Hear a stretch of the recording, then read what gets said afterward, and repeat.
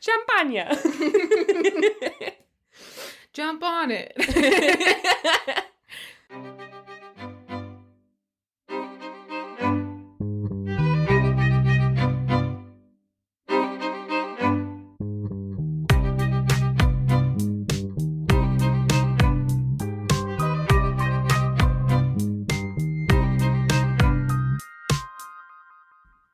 Hello and welcome To Sort of the Story. I'm Janey. And I'm Max. And this is the podcast that you've been listening to for 2 whole years, where we tell each other fairy tales and folk tales and mythology. And also, you are here for 2 whole years! Damn, y'all.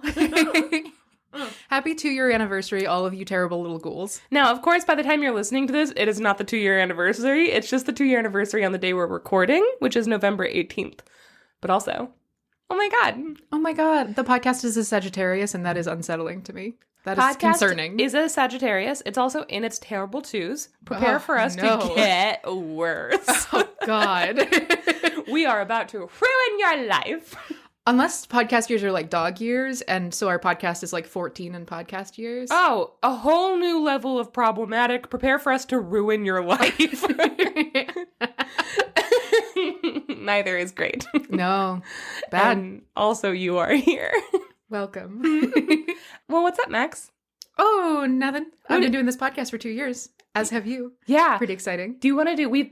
Max has me watching the Times biography. Oh, yeah. One of my coworkers recommended it to me, the television channel A&E, which I don't know if that's a thing anymore, but the arts and entertainment channel that used to be on cable television.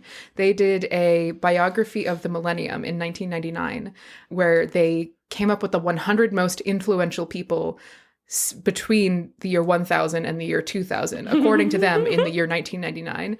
And it is a super weird, like, time capsule into that time period. It's like, there's a lot of stuff about like the atomic bomb and stuff like that, which, like, there are like 8 people on there who were involved in that. And I was like, that's like a lot of representation for that one historic event. And then I realized that this is like pre 9/11 and everything like that. So it's wild. Depressing. Yeah, it's how so much crazy. has happened since 2000. Yeah, Bill Gates is like number like 60 or something like that. Like, really so low. many that should be so much higher. Because they even say, like, computers, like, it's ever growing. And I'm like, they don't even know. Didn't you say Steve Jobs isn't on it? Steve Jobs is not on it. Jesus. I like mention that because do you think we should do our most influential stories that we have told? our 2 most influential stories that we have told? Ooh. In the 2 years? You pick one and I pick one? Yeah. Okay. What do you think? I'm just thinking of this, so I did not do prior research. Also, we're holding mimosas, and they're so noisy. Yeah, they're crackle Hold popping. on, let's do this. That's too noisy. We can't have these. I keep trying to, like... Sounds like Rice Krispies. Yeah, it's not good. This orange juice is like the home style. I think you got it, because it's like the home style orange juice that has like pulp in it, and that's why it's all burbly. That's my fault, then. I'm sorry, guys. It's all your fault. And you're fired. Okay, hold on. We can think of this. Just throwing out classic stories. I do really enjoy, even though it's really, really bad recording, I enjoy the Blackthorn walking stick. Mm-hmm. I think it might be, I would agree with that. And also maybe the lesbian troll kingdom of your dreams. Oh my God, that one was most influential for me. I think Hans the Hedgehog would be up there for... Yeah, Hans is definitely top 10. I only say that because just in terms of like influencing other stories, I never realized the trope of like the law of surprise until I told Hans the Hedgehog first, and then I realized, oh, that's in a bunch of fairy tales. Yeah, that and the robber bridegroom also. Oh, hell yeah. Hugely influential, I feel like. Yeah, because it just shows up again and again and again, like Bluebeard's story. Okay. And the black bride and the white bride. Yeah. Yeah, there are a lot of the like classic tropes, but I feel like in terms of like style, it's probably those two, the Blackthorn walking stick and Lesbian Kingdom. That kind of like set the tone for the podcast. Yeah. About what we liked to do. Yeah. Yeah. I do feel like when we first started, I had already been telling stories on my live, and so I already knew what story I wanted to start with because I already knew an audience reaction to it. Mm-hmm. Because Blackthorn Walking Stick is spooky but also very funny. Because when people hear it, they always think the funniest things. Like, I don't think it's a particularly funny written story. It's a very funny story to just hear. Because it's weird. Yeah. And so I already knew, I was like, this is going to be a goofy, fun time, and I'm going to do zero research. And you came in very studious, very researched, and you were like, that's going to set the tone for, like, the level we should be at. And I was like, oh, no. And so I do love that. And your first story was so beautiful, and it was, like, kind of serious and so good. I loved the balance of that first episode. But then, like, you found, I think, you found your personality with Black Flash. Like, literally the exact next episode, you were like, here's a sexy cryptid. Yeah. Honestly, like, our first 20 are, God, just bangers. I wish they had been recorded better. We could never share those, like, with pride. I think we can, and I think we should. Because also the fact that it's such low recording quality, but also such high, like, humor and literary quality. We were at our peak in our friendship. We've only fallen down since then. Yeah. We can't be in the same room together unless we're recording. It's true. Yeah. Janey tried to claw my eyes out yesterday. And succeeded. She has an eye patch. I guess it's folklore audiobooks for me from here on out. You got a real face for pirate ships. What? Because of the eye patch. All right. Well, if you've been here since the beginning, thank you. And I think that's just Summer. I think it's just Summer who's been here since the beginning. I don't know if Summer's still here now. Summer, are you still here now?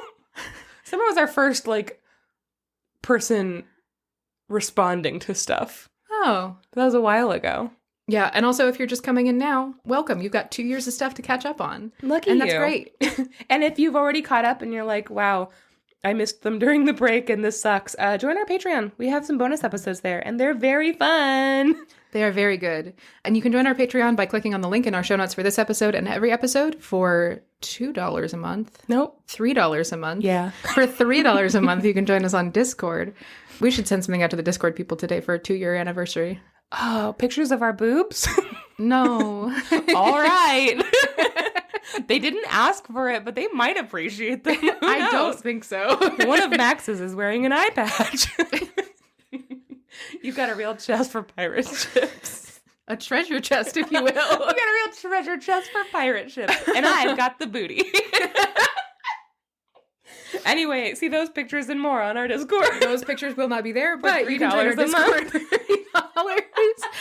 Or for $7, you can join us at the higher tier on Patreon, and you get a whole bonus episode every month. It's a full-length, regular-ass, wonderful, beautiful bonus episode that you get. Just you and all the other people who pay $7. Yeah. And they're great, and they're super fun, and we're recording another one this weekend. Which I'm Yeah, we excited are. for. Or this week. We will be recording the bonus episode. It will be here by December. Yeah. So prepare for that. Also, at the $3 level, you get our book club episodes. And to be honest, you don't have to read the books on the book club in order to listen because we recap them before. Mm-hmm. But they're very fun. I really enjoy the book club episodes. Those are like a very low-key thing that I've been enjoying. Yeah. Right now, we're reading Shiva's Fire, and it's fire. It is fire. I have almost finished it. I'm really enjoying it because it's like, it is like a very cool and interesting plot, but also like a lower grade reader book. So it's like easy to just fly through, which is amazing. And I'm really, really enjoying it. You fly through it, but you also tackle subjects. Like, I'm still in the beginning because I haven't had any time to actually read, but you tackle kind of intense subjects. There's a death in the beginning that is truly shocking, I thought. Yeah, I agree. It's very good. But I'm going to finish the book before Janey. Ha ha ha. Oh, but I have a whole week off. Ha ha ha. Okay, but I can finish it tonight. Ha ha ha. Okay, well, I'm not going to record right now because I'm going to go bye. Okay, we got to get through these stupid fucking stories so I can go read Shiva's Fire quickly. Max, do you want to tell them about what we're doing today? About this, how we chose our stories? Oh, yes. You looked at me so sad. I was so confused. You were like, are we doing something? Yeah. I was like, Janey, I'm not ready to do anything. Max, I have cameras hidden all over this. We're filming God. today. I'm in my pajamas. Yes, today, because it's episode 111, we decided we should do something a little special. And so we made a poll for the people on our Discord and our Patreon to dance on topless if they want it. And today we'll be live reacting to those topless pole dances. No, we built a poll for our Patreon and Discord pals, and we let them vote on a theme for today's episode. So the themes that we put forward were myths and urban legends and monster stories. Yes. And overwhelmingly, you guys chose urban legends. So that's what we're going to do. And like right away. Like immediately. Within like a minute, everyone had already voted and it was urban legends. Yeah, the sort of portions of the vote haven't changed. Yeah. Like within the first couple of minutes, it was like 3 for that one and like 1 each for 2 of the other ones. And that's been kind of the proportions throughout. You guys wanted us to do some original urban legends, and so we're doing it. And guys, I'm really fucking excited about mine. I'm excited for yours. So excited. And I'm excited for mine. I'm excited for yours too. I'm excited. Well, then I'm going to go first and let's fucking do this. Woo! Okay, bye. Bye. Okay, Max. Okay, Janey. Max. Okay. Today, I'm going to tell you one of my favorite urban legends. And this truly, I do think that this is the urban legend that I remember first really consuming. Like, this is the one for me. And it is the story of the Jersey Devil. I can also remember my first, like, serial killer that I really got, like, into, like, learning the history of the serial killer. It was H.H. Holmes. Yeah. I knew that about you. You did know that about me. I made it very public. And then it turns out I read a whole thing about him, and none of what everybody knows about him is true. And that was disappointing. Like, his house wasn't nearly as interesting as people make it out to be. His house was actually bad. He was also just like a fucking dweeb. Like, fuck you, H.H. Holmes. Yeah. What a fucking dweeb. The people he killed were like, he didn't do any like, like, quote unquote, like the fun, interesting, like, wow. Like, he had like, why am I talking about H.H. Holmes? Urban legend. You always remember your first, and for me, it's the Jersey Devil. The Jersey Devil in the White City, H.H. Holmes. Do you think... No, Oh, I right, don't. I don't know where you're going with this, but I guarantee that I don't agree. I was gonna say, if we listen, like, consecutively from episode 1 to this episode, do you think you can see me developing strong ADHD? No. No? No, it's been here. Oh. I thought you were going to say, no, I don't think you have. No, you super have ADHD. I think you're just more aware of it now. That's true. Maybe I've just, like, slowly been having to listen to my own fucking voice go on tangents for too long. Now I'm, like, hyper-tuned. The Jersey Devil. In 1609, Henry Hudson claimed the region now known as New Jersey on behalf of Holland, and he called the settlement New Holland. New Netherlands. New Amsterdam. New Netherlands. New Dutch. It's New Netherlands. Von Dutch. I feel like you think we're pitching. We're not. He called All it of mine are better than that. New Netherlands. I mean, I have to do some quick Jersey history, and I have to be honest with you. Uh-huh. It's because I didn't think there was enough of the story to make into a full episode. There is, but I kept in the New Jersey history, and I got it from an elementary school lesson plan on New Jersey history. There were little quizzes, and there were pictures that you had to study. It was delightful. So if you want to go back to school, I did include that in my source notes. Love it. Okay. The Dutch West India Trade Company had begun giving out land grants to encourage people to, like, come to this new settlement. And so more and more people from Holland and Sweden began to build homes and farms on the land that was already inhabited by between, like, 8,000 to 10,000 Delaware Native Americans. In 1664, English Royal Navy warships sailed into what is now New York Harbor, and Holland saw them coming and was like, ah, fuck. Do you want this? Here you go. England was like, thanks. That's so nice of you. Because England just, like, showed up with a whole armada of ships. And Holland was like, we're not going to fight you, actually. You can just have it. That's a gift. Yeah, so no blood was shed. They picked their battles. They named it New Jersey. And they began to grow rapidly as more and more English colonists arrived. Boo. Boo. I say this close to Thanksgiving, boo! Boo. Towns like Elizabethtown, Newark, Woodbridge, and Piscataway popped up as early as the 1660s. So these are all, like, pretty large New Jersey cities now, and they have been here since the very beginning. I've never heard of any of them. You've never seen the movie Elizabethtown? Nope. With Kirsten Dunst and Orlando Bloom, where she's like a quirky flight attendant who helps him learn how to smile again. Is that different from the one where they go to the like Regency era B&B where they have to pretend to be from like a Jane Austen novel? Yeah, that is Austin Town or Austin Land. Oh. Elizabethtown should be that though. Some of these early settlers were the Leeds family, who built a large home right up against the New Jersey Pine Barrens, which was at the time especially like a 1,000,000-acre forest of really dense trees. Many of their descendants can still be found in New Jersey today, and I would like to marry one of them. So if you're a descendant of the Leeds family, hit me up. I want to do something weird. Don't worry about it, Max.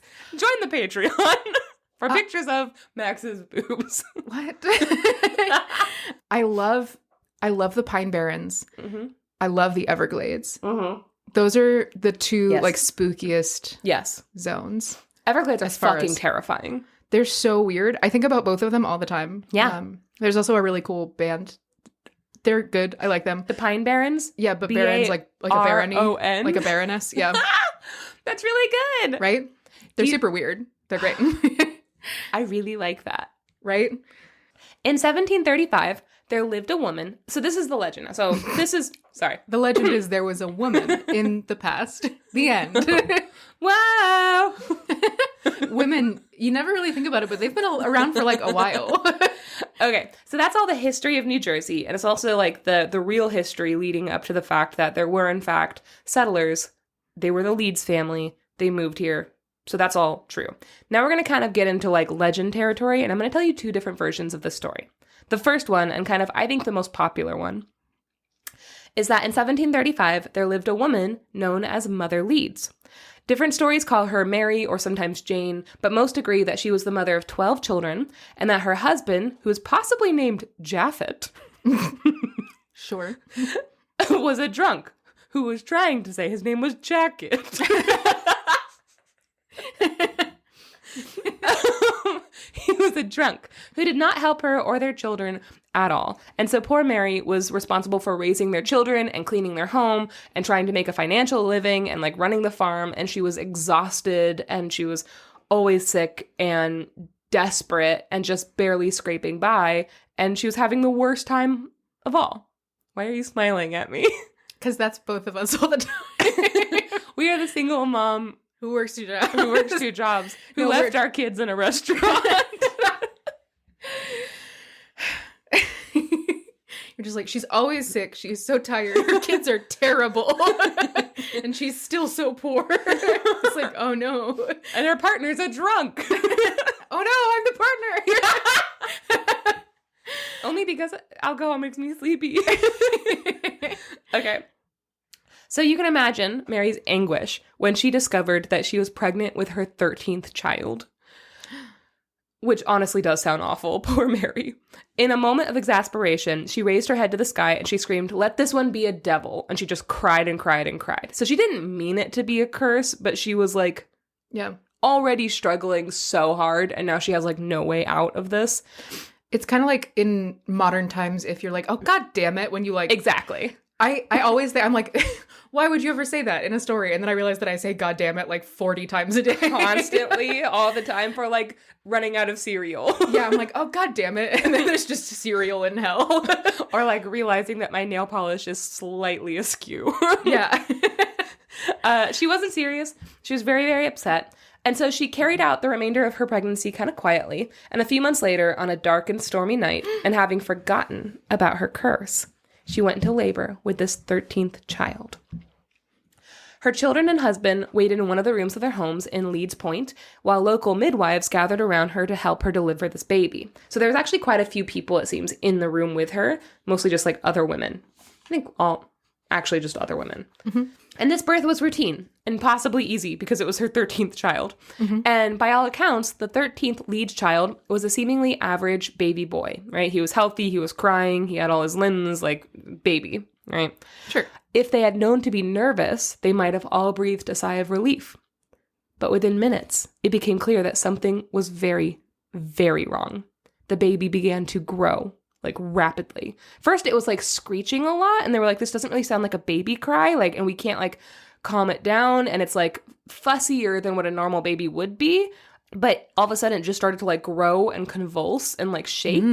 It wailed and screeched as horns sprouted from the top of its head, and talon-like claws ripped through the tips of its fingers. Oof. Leathery wings, like those of a bat, unfurled from its back, and it stretched out in like clumsy, uneven movements, like across the room.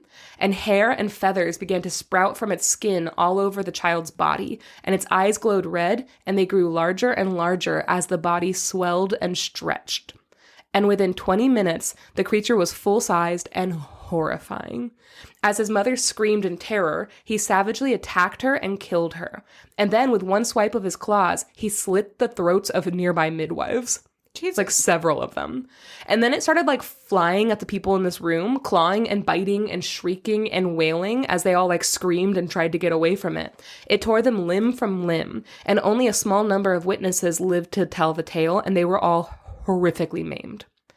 Then it knocked down the door to get to its father and siblings in the next room, and it savagely attacked them, killing as many as it could. Jesus. Afterwards, survivors watched it sprint to the chimney and fly up, breaking the top off of it as it escaped into the night, leaving only a pile of rubble in its wake. And it flew off into the pine barrens and never left. Oh. Max is getting some champagne. Okay. To this day, the story of the Jersey Devil, and sometimes it's called the Leeds Devil, but that has like died out. I think it was originally called the Leeds Devil, and that slowly got replaced. Mm-hmm. It haunts those pine barrens, terrorizing those who dare trek the woods unarmed. There have been hundreds of sightings of the Jersey Devil throughout the 18th and 19th centuries, from unearthly wails emanating from the trees to livestock being carried away or slaughtered in their fields. However, there was never a more active time to spot the devil than the week of January 16th, 23rd, 1909. In that week, there were hundreds of sightings just in that one span of time. Jesus. Mm-hmm. The week began with reports of strange tracks in the snow. They were spotted all over the Delaware Valley, over and under fences, through backyards, and even across rooftops. So there was snow everywhere, and people were seeing these like weird hoof prints everywhere they shouldn't have been. And I think there's only two. I think it walks on two legs. So yeah, I usually see it like depicted as hind legs. Yeah, and so people were like, what the fuck is this? Like, why? They were spotted as far off as Camden and Philadelphia. So it was like across like state lines and stuff too.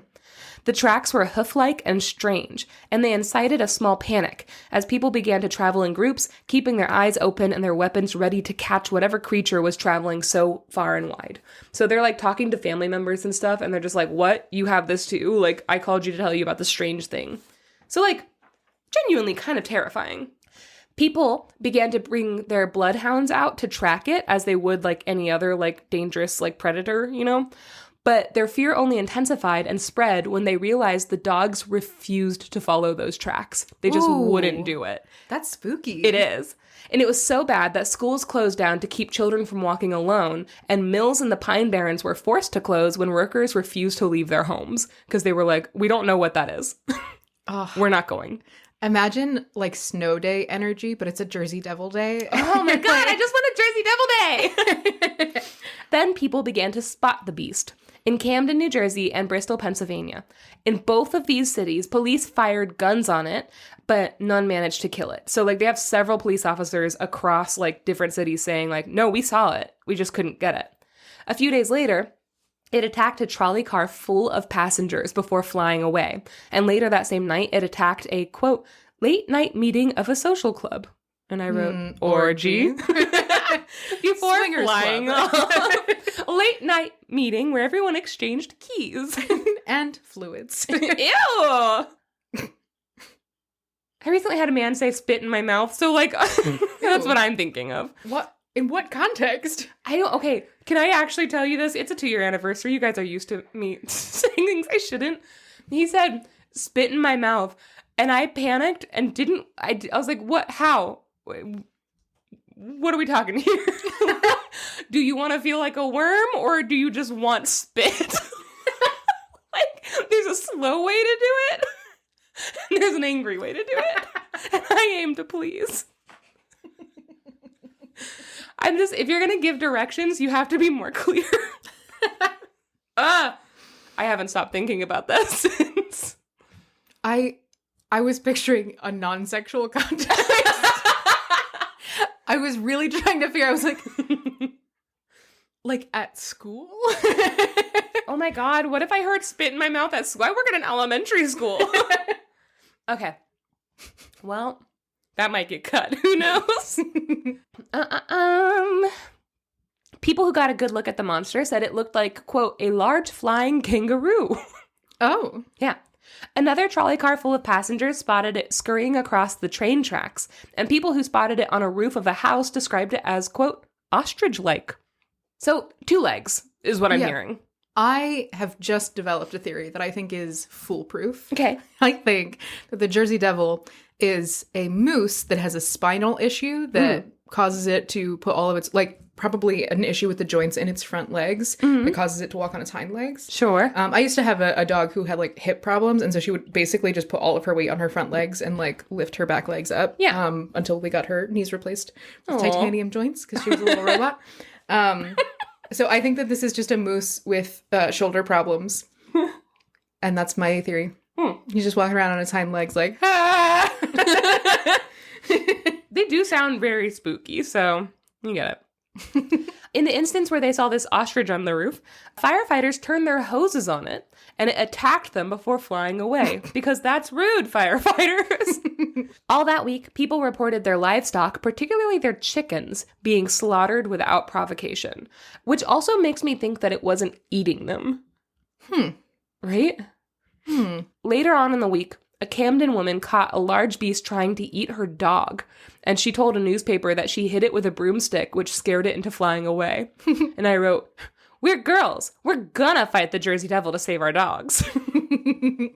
We're girls. We're girls. One of the foremost experts on the Jersey Devil is Angus Gillespie, a folklorist and professor of American Studies at Rutgers University. For years, he has been obsessed with this story, and he's like, I really want to know more. And so he has literally knocked on doors, he's chatted up people in bars, and he's slogged through the Pine Barrens in search of stories about the Jersey Devil. And he's not looking for the monster, he's looking for the myth, because he's a folklorist, and he's like, I need to know. Yeah. Tell me everything. In that week, in 1909, the sightings were so widespread and frequent that reporters from Philadelphia newspapers were sent out to investigate what was happening, right? Which is why we know so many of these stories, because they were reported in newspapers. But they wrote these stories mocking the New Jersey residents, and they basically made them out to be like country bumpkins who are very stupid and they'll believe at anything. And Gillespie said, quote, "It was very damaging. By the time I came along 70 years later, these old New Jersey families, they didn't like talking to outsiders for fear that someone might make fun of them. So you don't go in here like gangbusters talking to them about the Jersey Devil. It takes patience." That makes sense. Yeah, right? He also talked about how when he found out that the Leeds house, the reported like house that this all happened in still is standing and there are people living in it right now, he went there and he was like, I want to ask you questions. And they were like, no, fuck you. We're not talking to you. Because tourists come up to them constantly and people track them down and people are constantly knocking on their door and shit. So like... That's wild. Yeah. So people are obsessed with the story, but people approach it in such a bad way that like residents are fucking tired of it. Even though a lot of the residents fully believe this to be true. Yeah. And they have like family history of like reported sightings and stuff. So, and now the Jersey Devil has taken on a whole level of camp.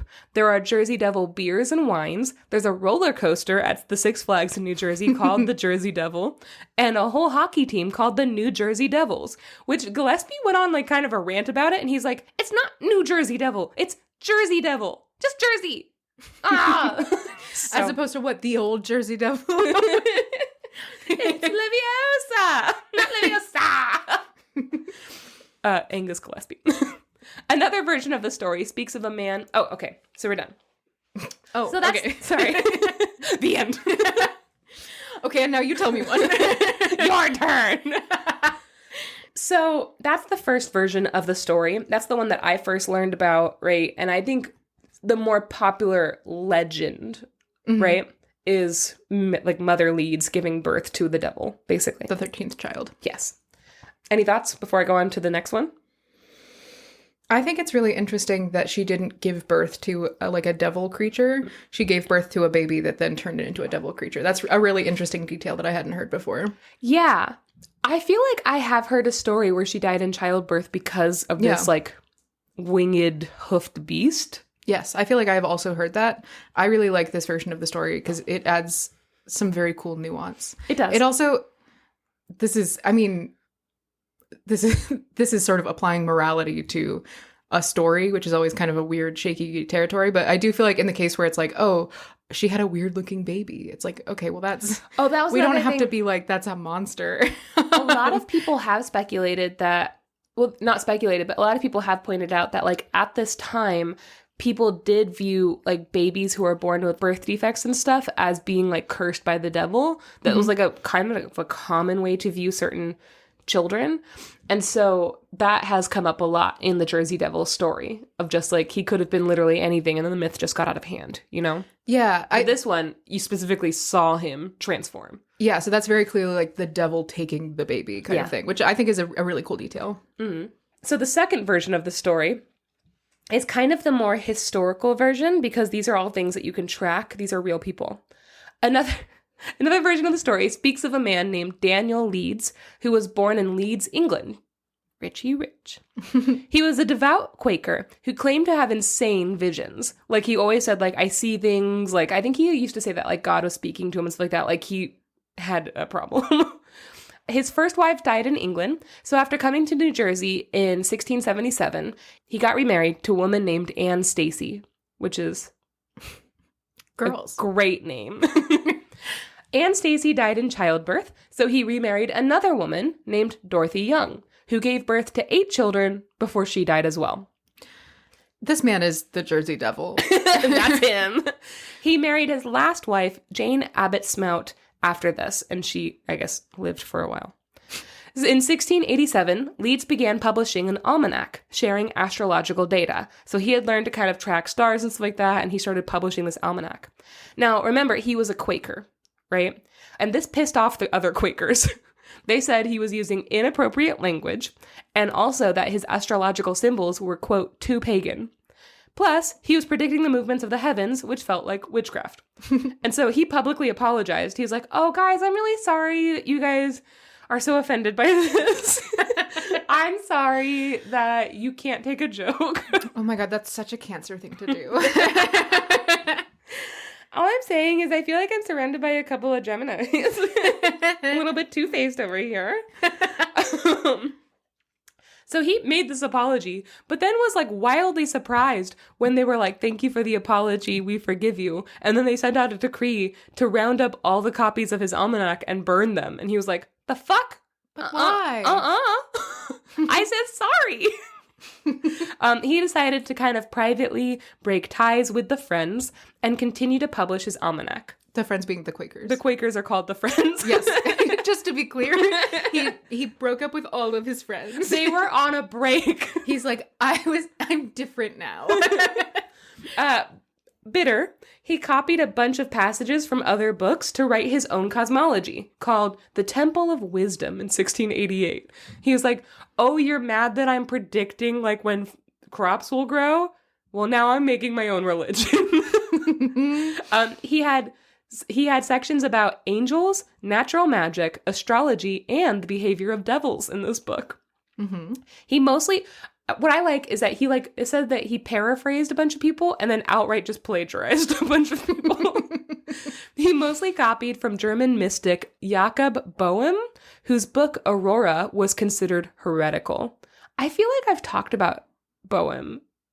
I don't know why, but Aurora, that very specific thing, I feel like I talked about him and all of his, like, weird books. Doesn't it sound like the guy who published a bunch of random books on, like, birds and angels and arts and crafts? Do you remember this guy? No. I think it was like my Charles Dickens story. Okay, I'll have to think about that later. Anyway, to me, it sounded like he really wanted to be a cult leader. Yeah. And the Quakers agreed. The Quakers published several pamphlets defending Quakerism, because he was also publishing his own pamphlets saying, like, also Quakerism is bad now. And the Quakers were like, actually, it's good. And also, fuck that guy. We don't like him. And after they published their pamphlets, he published several pamphlets back, such as The Innocent Vindicated from the Falsehoods and Slander of Certain Certificates. This is just when two people break up. Publicly? This isn't something that happens anymore, but when two people would break up on Facebook, and then they would just post statuses that were obviously about each other, and then, like, only each other would comment on them, and they would get into fights, and it would be like, I'm just done talking. And it's like... And then you would see, like, his mom likes this. Yeah. That's very much what this is. It's just being like, wow, some people are so two-faced. 100%. Prior to Facebook, that was just publishing pamphlets about each other at each other. Daniel Leeds versus the Quakers. He also Daniel Leeds is feeling betrayed. Quakers like this. My little brother, he had a girlfriend when he was like 15 or 16 years old, right? And when they broke up, she did it by sending him a text that just said, I'm breaking up with you. And he just responded, "'Kay." And then, God, I love Junior so much. So she said this, and then she posted like a Twitter status or something like that was like, a Twitter status. I'm so sorry. Jesus she tweeted, Christ. I'm so sorry. And then she tweeted, or it was like a Facebook status. It was one of those. But she was like, when you've been together for a year and you break up and the only thing they have to say is "K." And Junior commented, when you've been together for a year and somebody breaks up with you via text, #K. And I think that was the last time they talked. God, that's so fucking good. That's something that could be such a shitty dude thing to do, but knowing Junior, I'm like, that's fucking hilarious. Junior, who we call our other sister. Yeah, Junior has zero duplicity in his body. He's just deeply chill. And that's it. Honestly, I thought that was so fucking funny. That's Junior really is good. Chill. Junior will also tell you how he sees it. Yeah, no, I cannot imagine Junior, like, ever saying something that he doesn't mean. Or being sneaky and underhanded. He's not like, he doesn't have it in him to be like, I need to, like, somehow undermine this person. But if you come at him with some bullshit, he's going to be like, oh, that doesn't deserve a response. That's bullshit. Actually. What am I going to do? Say, no, we shouldn't? You have already made up your mind? You have said, I am doing it. You're did already doing it. Okay. Clearly, there's no discussion to be had. God, I thought that was What do you want me to say? a funny response for a teenager. That's so good. Okay. Daniel Leeds also continued publishing his almanacs because he was like, well, now nobody's telling me not to. And so eventually he turned his business over to his son, Titan Leeds. So he like retired. Whoa. I'm so sorry. I immediately jumped the gun. Are you saying Titan? It's a good name. Titan Leeds is just a wild name. That is I never thought about it, but you're right. Titan redrew the family crest in 1728, and it contained 3 figures on a shield, dragon-like with a fearsome face, clawed feet, and bat-like wings. The figures, known as wyverns, are suspiciously reminiscent of the later descriptions of the Jersey Devil. So, Sure. I'll show you. This was his family crest that he drew. They're reading a lot into those tiny little doodles, but yeah, I can see it. They're kind of, if anything, this is a spooky family crest. Just like, they look like dragonflies. I mean, have you seen the flag of Austria? Yes. Pretty good. Basically the same, though. Yeah. If I'm thinking of the right one. Is that the right flag? It says I'm going to feel like such an idiot. Arms of the Nilly Leeds. So, from what I gather, Titan was trying to do something nice, but they were already kind of being called like a family of witches. So like, then he drew this creepy-ass family crest and was like, there, rebranded. And everyone's like, rebranded into witches. The coat of arms of Germany is what I'm thinking of. Yeah, I love it. The goofy fucking birds.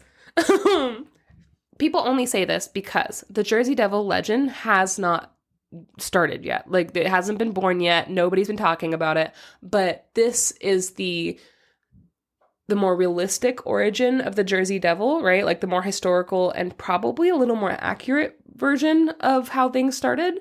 If you're not like a believer in the actual legend. Mm-hmm. Sorry about that. We are back. I was just carried away by the Jersey Devil.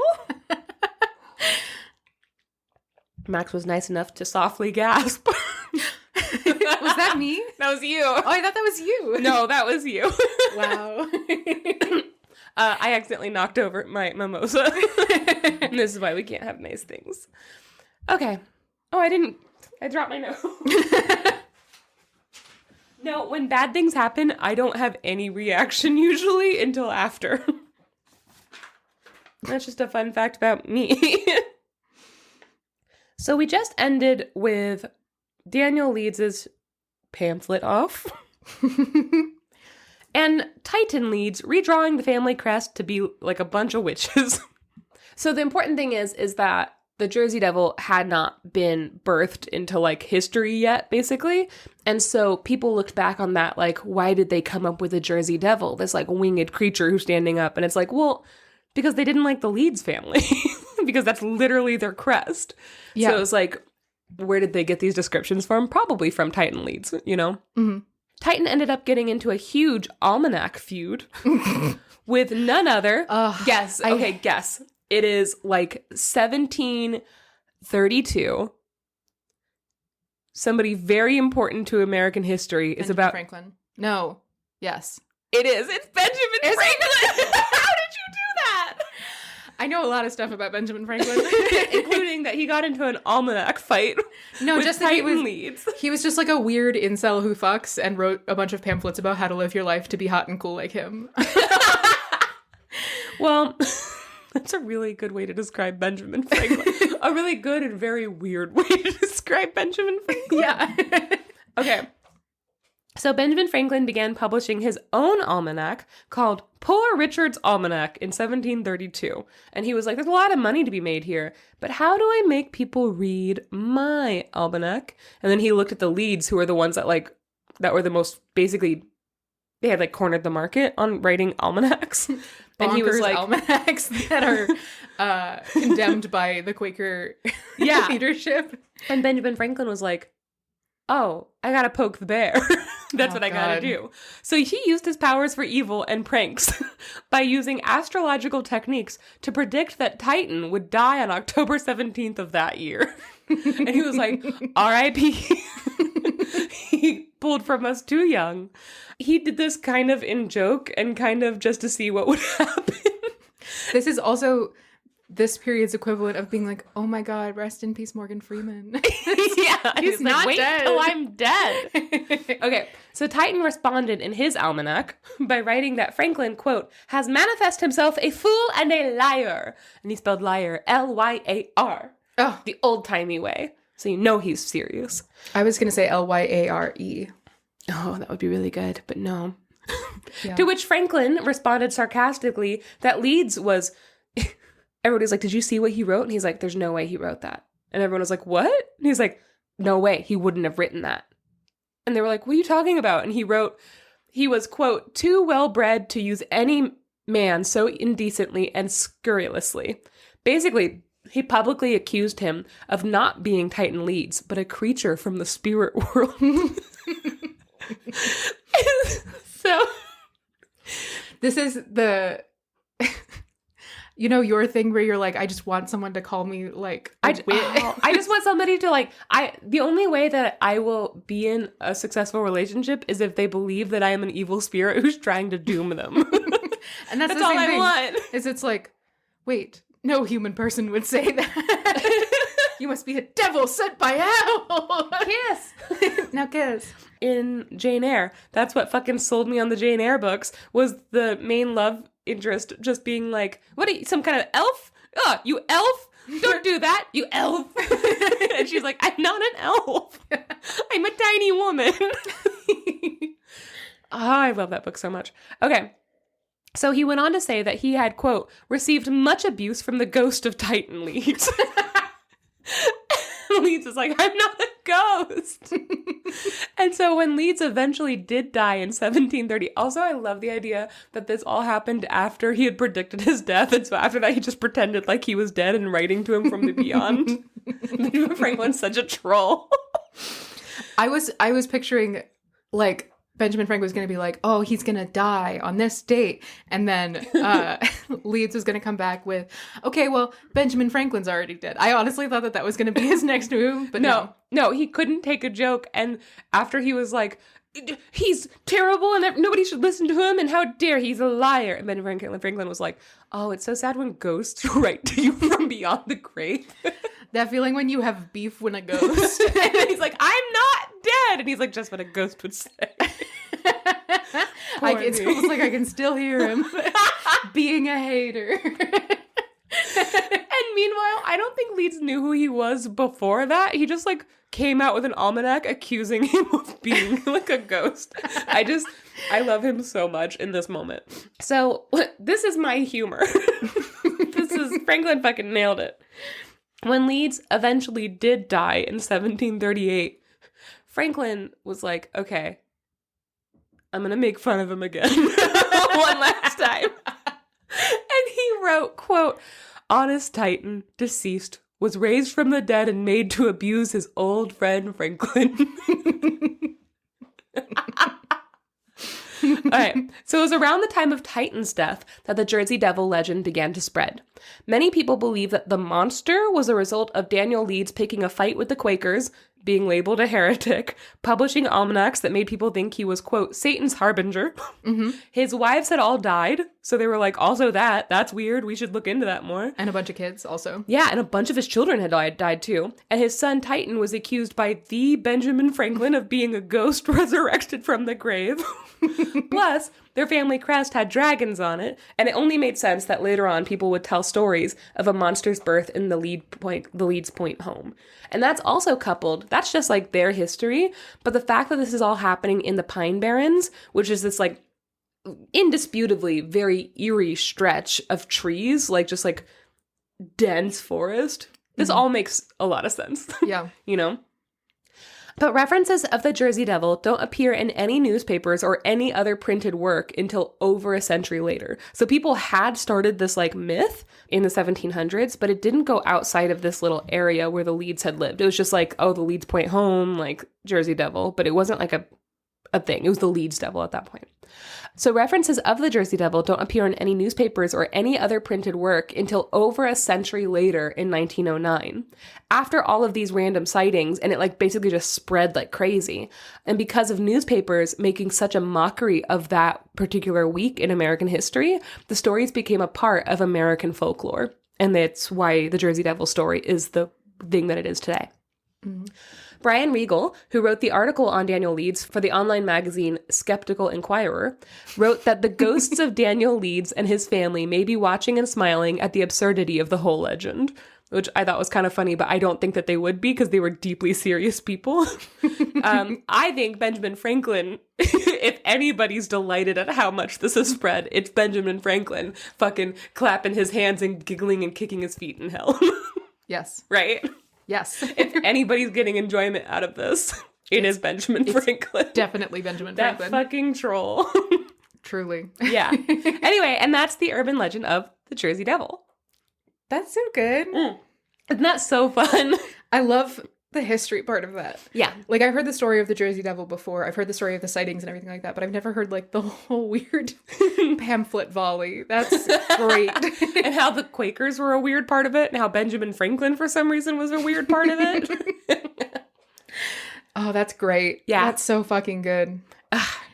Can you reread the description of what the Jersey Devil looks like? Yes. Because I've heard varying accounts of this. Horns sprouted from the top of its head, talon-like claws ripped through the tips of its fingers, leather wings like those of a bat unfurled from its back, stretching out in clumsy, uneven movements, hair and feathers sprouted all over its skin, and its eyes glowed red. So, and then I have some pictures. The classic one that was published in newspapers, and a funny one that I like, with like tattooed on my body. Oh, that's a silly boy. He kind of looks like a chicken. Yeah. Like the body type of a chicken, he kind does. of. Do you want to describe him? Yeah, he's like a, he's got kind of like an equine face, more like a mule or like a donkey face. Mm-hmm. But he's like fully upright, like a human person. Like he has got like the tucked tailbone and everything like that. Like something that was evolved to stand on two legs. He's wearing a little waistcoat and little breeches. Little breeches. I was trying to come up with the word for, what are they called? Pantaloons? No, Knickers? longer than Bermuda shorts, shorter than capris. Cargo shorts? No, they're, oh God, what are they called? The only thing I can think of is shit kickers, and I know that's not right. Culottes? Maybe culottes. Culottes are wide-legged pants, so no. No, I'm, oh God, what are they called? Maybe just Bermuda shorts. He's just wearing little Bermuda shorts, and he has a pointy devil tail and big, silly chicken wings out behind him, basically, and he has a fancy, shiny little top hat, and he's pouring himself beer out of a keg, and it looks like he's maybe under a bridge. The caption of this was the devil draws a beer. Oh, Jersey Devil draws a beer. Yeah, and he's got a little forked, or a little pointed tail. Yeah, little devil tail. Classic little devil tail. The picture above, that is like the more commonly known one, has like very much like a sheep or horse face and like curled horns and is like super, super skinny. This looks like Summer, actually. He does look like my dog. Yeah, he looks like my dog. If those front legs were longer, he would be a dead ringer for Summer. Yeah, it always looks to me like it's part sheep. Yeah, it really does look like ram-like. Yeah. I noticed that in that description, though, they never said that it had like a non-human face. Exactly. You don't really see it transform, but when people describe it later, they describe it as being very like animalistic. I assume its face is modeled after a goat because of the devil connection. Oh yeah, I can see that. Know? But yeah, Jersey Devil. Okay, do you want to take a quick break? Yeah, let's do it. Okay, we'll be right back. Bye.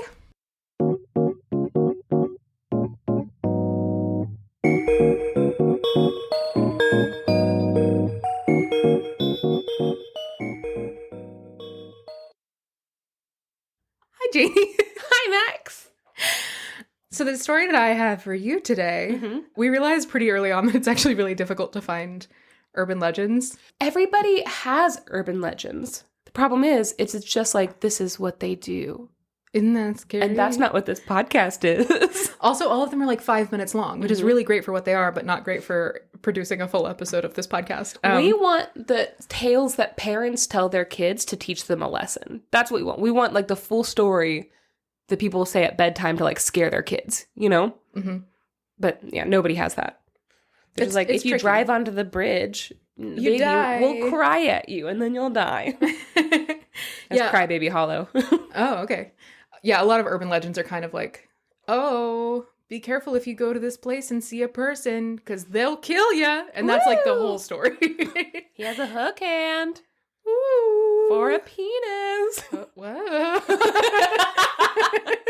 This is to teach you a lesson about woohooing too early. Lesson learned. Fucking check yourself. So, I realized we kind of forgot that we had done the poll before we started recording. Wow, we really did. You texted me at like 1 p.m. saying, by the way, the theme is urban legends. I had already been researching for an hour and a half, and then I came across the story that I'm going to tell, and I was like, oh, this is really good, and then it reminded me of urban legends, and I was like, nuts. I'm really happy you remember. Yeah, me too. But the story I'm going to tell today is the story of the Nain Rouge. Okay. I first discovered this story in a book that I recently acquired from the notable website eBay. Folktales and Legends of the Middle West by Edward McClelland, illustrated by David Wilson. Would the Middle West be like Poland? Like what? The Midwest. Oh. Oh, our Midwest. Yeah, our one. I was thinking like Middle East. Like trying to figure out where the Middle West would be. The Midwest. Yeah, that also threw me a little bit. I would not have purchased this book if not for the fact that like on the back cover, because I was like, I don't know what the fuck the Middle West is. Pretty. But it specifically says America's first superheroes lived in the Midwest. Ojibwe man god, King of Fish, North Wind, Paul Bunyan. And I was like, okay, great. This is like... Hell yeah. So this is Folktales and Legends of the Middle West, which is where I originally found this story. But the story in this is a very abbreviated version. So I remembered that I also had this story in The World Treasury of Fairy Tales and Folklore, a family heirloom of stories to inspire and entertain, by Professor William Gray with Joanna Galar and Rose Williamson, which I used for many episodes, including the first episode. And I used for episode 100. Yeah. To tell you the story of your nasty little dog. My nasty little man. So I have the Nain Rouge in both of these versions. There are two different versions of the same story. I've never heard of the Nain Rouge. I'm excited to tell you. I'm really excited to learn a new legend. Yeah, but we were deciding stories, and Janey was like, "Oh no, we're gonna have to find urban legends," and I was like, "I have one, and I'm gonna tell you what it is, so that so I don't take you that don't one. also do it." I was like, "I'm trying to think of urban legends that technically work for the podcast, and this is the only one that I can think of." So, okay, that's what we got going on. Welcome, Detroit, 1701. No. Janey. Detroit. Janey. Detroit. Okay. The city of Detroit. Motor City. Motown, as you may know it. Motown Philly. Motown Philly. That's Motown Philly. No. Motown Philly back again with a little East Coast strand. No. Boys in black are back again. I don't know the words to this. I'm making this up. I think I'm right. I don't know what song you're singing, but Motown is not Philly.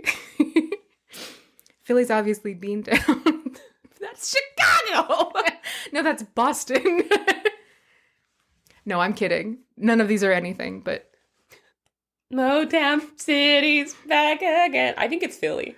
It's not Philly. Motown is Detroit. I just did a bunch of research about Detroit. I am 100% sure that the Motor City and Motown are Detroit. With a little East Coast friend. Jersey Devil. So he's a devil and a bro. He sells us weed, the more you know.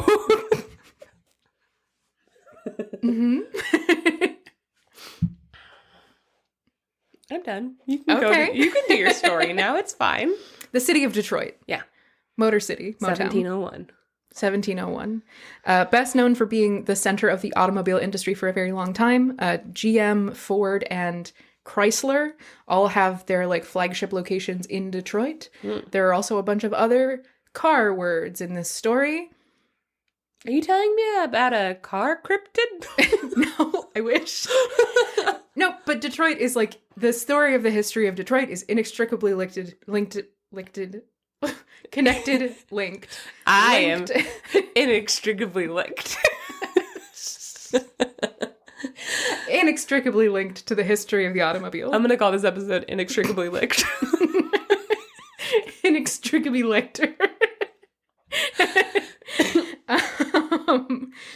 The city of Detroit is a lot of times used as like a metaphor for the idea of like the Industrial Revolution, huge factory boom, the automobile industry, center of commerce and everything. Mm-hmm. And then over a period of time, that industry sort of collapsed and left Detroit sort of ruined in a lot of ways for a very long time. So it's kind of like a warning about the dangers of industrialism and capitalism in a lot of stories. That's the city of Detroit. What I didn't know about Detroit is that it was founded by the French. Detroit. I'll talk about Detroit. that. Yeah. No, you're right. Oh! It was originally called Detroit, which is the Narrows, because it is seated at the intersection of three of the Great Lakes. The Narrows is a very spooky and cool name. Right? Yeah. Or is it the Shallows? No, it's the Narrows. The Narrows. So many of our cities are named after like Native American words that have been like, we've just forgotten to know that. Mm-hmm. I didn't know that Detroit was a French word. Yeah. It's cool. I love that it is a very Americanized French word. Mm-hmm. I think that's really funny. Yeah. But Detroit was founded by French settlers and also had a lot of influence from French Canada and specifically like the area of Quebec and what was called at the time New France, which was a lot of the Midwest and also a lot of Canada, specifically like the like middle east part. The Middle East of Canada. But that area was all called New France because it was originally settled by the French, who like claimed that land as their own. Obviously, they were not the owners of the land. Yeah. We don't have to go into that. You know, colonialism. It was founded by a man named Antoine Lomé de la Motte, Okay. who was the Sieur de Cadillac. Yep, Cadillac. Oh, okay. Yeah, the Sieur of Cadillac. He was a landed gentry from France, from the region of Cadillac. Okay. How? Yeah, right. This is a weirdly French story. I didn't realize that Detroit was French. Yeah. It's I didn't very either. French. That's cool. So this man, Antoine the Sieur de Cadillac, is the like founding figure of the city of Detroit. Mm-hmm. And a lot of the story of the Nain Rouge centers around Antoine Sieur de Cadillac. Cadillac was born in France to a very wealthy family. Shocker. By the age of 21, he was a lieutenant to the army of Louis XIV. Okay. Like very quickly rose in the ranks. I'm sure it's because of skill and not because he was from a very wealthy landed family. No. Money can't buy you officer positions. And then he was sent as the commandant to a very cushy position in the New World. He was sent to man the fort at a trading post in Michilimackinac, which is a small turtle-shaped island that is right in between the lakes, Lake Huron and Lake Michigan, which, if you're not from the U.S. has a series of bodies of water that are called the Great Lakes. There's a handful of them. There's Lake Erie, there's Lake Huron, there's Lake Michigan, there's Lake Superior, and probably another one. Hold on. Maybe more than one. Isn't it the 7 or the 9 Great Lakes? Mm-hmm. Oh, why would I know this? I'm dumb. Go ahead. But there are like these Great Lakes that form a big part of like very much like the middle of the United States in the northern area. Areas like Chicago and Detroit are right off of the Great Lakes. And these are like a huge water estuary that's kind of inland in the United States. So they were really important historically as far as trade and as far as like communication with Canada, but also as far as like invasions of the quote unquote United States from like other areas. A lot of times people would try to come through the Great Lakes and stuff like that. So that it's a very important area in American history, just specifically as far as like being an entryway to the United States. Yeah. The French took advantage of this in terms of trade because it offered them opportunities to bring things from like farther away in on the water and create like a thriving trade with sort of the interior of the quote unquote United States. The Americas. L'America. So the French have this settlement at Michilimackinac where Lake Huron meets Lake Michigan, which is hugely important because they control trade for both of those lakes, basically. Yeah. And so Cadillac is sent to kind of act as the leader of that area for the French as their army. During this time, he has a violent encounter with a Jesuit priest where the priest comes to him and is like, hey, you're doing bad shit and you have to stop. And Cadillac is like, fuck you, I'm not going to stop. What am I doing? And the Jesuit priest is like, all of the fur traders and all of the French like army men who are in your fort and in this fur trading area, they are not only drunkards, they are getting wasted on brandy and like coming onto native women. Yeah. But also they are trading that brandy to the natives of the area and ruining their lives. Yeah. So he's like, God doesn't want you to be doing this and you have to stop. And Cadillac is like, or I could just mind my fucking business and maybe you could too. And there is a recollection from Cadillac saying, like, I almost forgot that he was a preach and I fucking almost decked him, I swear to God. Classic quote. Classic quote.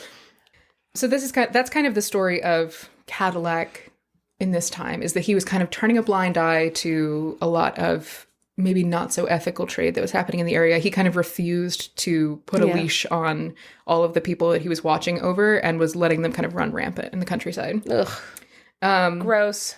Gross. But Cadillac, after a couple of years in this small settlement, is like, wow, I'm doing a really good job. And I think I deserve a promotion. And I have a super smart good boy idea.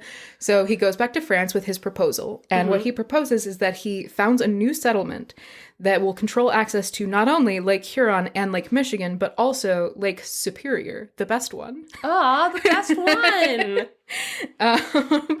He has found a narrow strait, Strait, that links all three of the lakes. And if not a narrow strait, as in not an ally.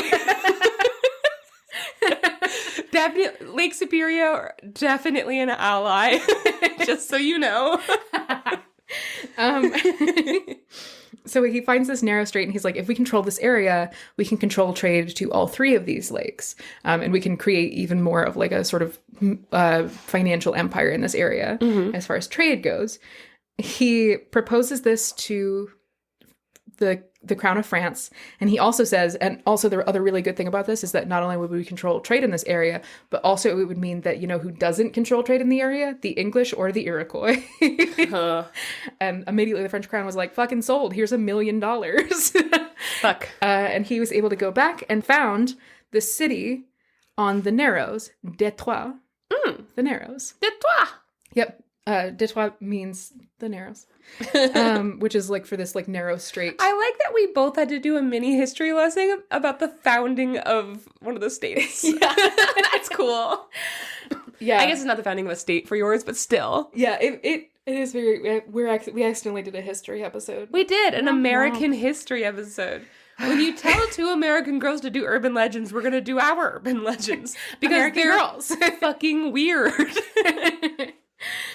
Just two American girls. Part of his pitch also to the French, and again, to reiterate, it's fucked up. Colonialism, bad, in my book. Wow. Part of his pitch was... Also not narrow. Also an ally. Oh my God. You're so brave. Part of his pitch to the French was also, he was like, and also, if we have like a center of like commerce and a little community in this area, then we can take all of the native people in the area and turn them into good Catholics who are also French citizens. And that's how my family became good French Catholics. Well, we did kind of become good French Catholics. Good for us. Wait. So he has granted his proposal. He comes back and he founds the city of Paris. Nope. The city he comes back from Paris and founds the city of Detroit. Revisionist history. Classic Paris, Michigan. That's probably a place. Yeah, I was gonna say that's not a place. On his way back though to found this city, he's on a little bit of a glory high. He's like, yeah, great, I'm gonna be the mayor of a town that I made up. Yeah. He stops and visits some friends up in Quebec. Mm-hmm. His friends in Quebec are the governor of quote unquote New France, which is this huge territory that the French have claimed. One of the governors of New France who hears that he's coming and sets up like a big party specifically for Cadillac to be like, congratulations on Detroit. And so he's the guest of honor and he goes to this huge banquet at the governor's mansion. While he's at this party, he and his wife are there and they're having a great time, hobnobbing, etc. And then there is the sound of the doors banging open and a cold wind blows through the banquet hall and everyone quickly quiets themselves and turns to look. And in the doorway is a tiny, super wrinkly, super tan little old woman. And she has a black cat draped across her shoulders. Ah! And she's wearing all of these like ragged clothes to the point that she almost looks like just like a pile of laundry. And she's carrying like a crooked old cane. She's a cartoon witch. Tiny little woman. And she comes in and everyone is like, what? And the governor is like, oh, welcome. Come on in. Because the governor has arranged entertainment for this evening's festivities. Oh, he's like, my sentient pile of laundry is here. Please come in. Lavandra. And her cat bounce.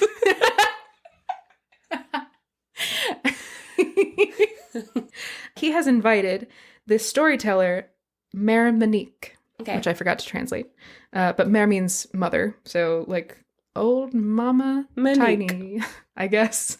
He has invited the fortune teller Mère Monique, who's also known as La Sorcière. The sorcerer? Yeah. Sorcière, maybe. As like a party trick, basically. And so this old woman, Mère Monique, goes around the table and she like takes people's hands and she looks at them for a second and then is like, "You're cheating on your wife." And they're like, "Oh my God, it's true." Wow. She knows me. Or That like, is so you. Or like, "You fell into a lake when you were 8 and now you're afraid of the water." And they're like, "Oh my God, that's so me." It was Lake Superior. Not to brag, but I wasn't seen for 3 weeks, lol. Or like, "I saw that you hit a drifter with your car last summer." And they're like, "Oh my God, I did. I didn't think anyone knew about that." She knows what I did last summer. Oh my God. So she's going around and she's telling all of these people like weird facts that she shouldn't possibly know about their lives. And they're all like, "Oh, good show. Fantastic." Except they're French. So I don't know why I did that accent. So they're French, so they really like the dark details being exposed. Yeah. They Oh think my that- God. And her act is called Dirty Laundry. Oh, with Lily Dew. La mère de Dirty Laundry. La Mère Lavandra. La mère, your dirty laundry. Out to the world. Out to the world. And she goes around, she tells everyone like things about their past that she shouldn't possibly know. And everyone's like, "Incredible. She's a psychic. She can see the future and the past." And she comes around and she finally gets to Cadillac's seat. And he's there with his wife.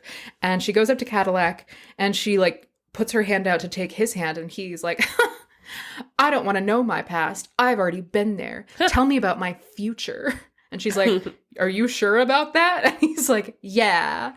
And so she tells him his future. Mm-hmm.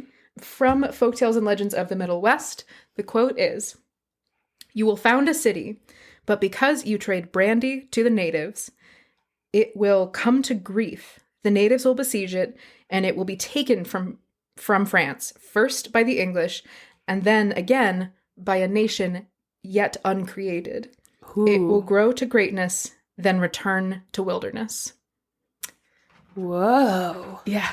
So this is the story of what she told him. Mm-hmm. And immediately he like laughs in her face and is like, "Oh no, whatever will I do to stop this thing from definitely happening?" And the guy cheating on his wife is like, "I don't know, man. I think I'd listen to her."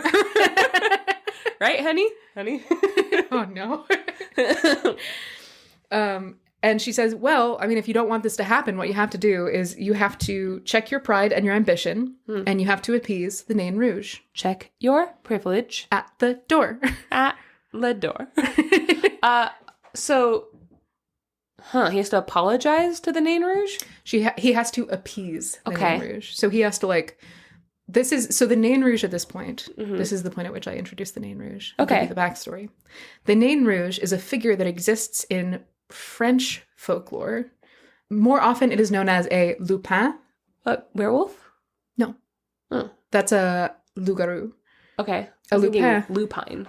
Yeah, I think it comes from a similar root. Okay. But they are like sort of fairy tricksters a little bit. They're like brownies. Okay. Where they are either very mischievous or if you treat them well, they are very helpful in like this French folklore. And there's a story of these lupins are usually like they either wear red or they are red. Mm-hmm. Nain Rouge literally translates to the red dwarf. Okay.